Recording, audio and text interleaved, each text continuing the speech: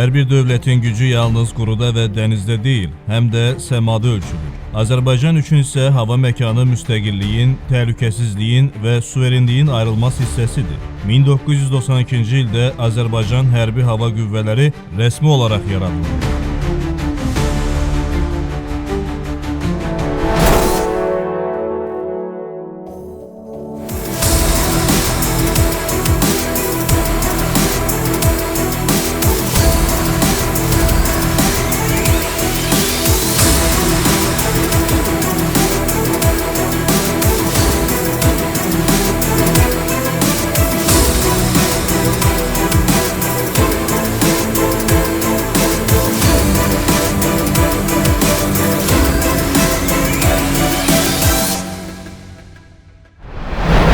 ...2000-ci ildən etibarən Azərbaycan Hərbi Hava Qüvvələrində geniş miqyaslı modernləşmə prosesi başladı.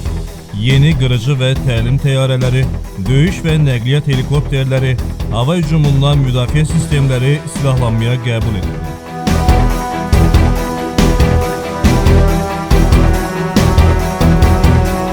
Müasir müharibələrin siması pilotsuz uçuş aparatları ilə dəyişdi.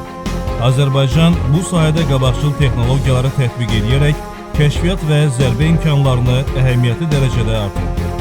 Dronlar hava üstünlüyünün təmin edilməsində əsas vasitəyə çevrildi.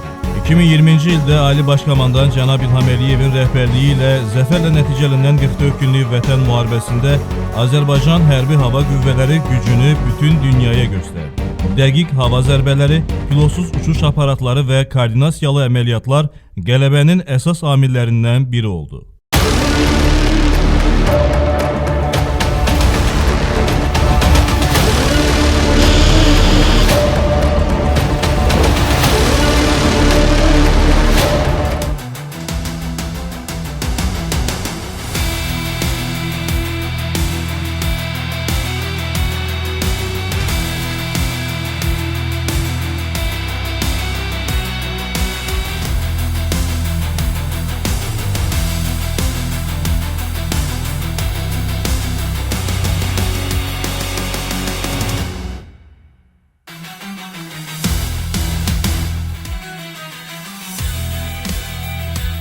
Bugün Azərbaycan Hərbi Hava Qüvvələri regionun ən müasir hava qüvvələrindən biri hesab olunur. Davamlı təlimlər, texnoloji yeniliklər və peşəkar şəxsi heyət gələcəkdə də ölkənin hava təhlükəsizliyini təmin edəcək.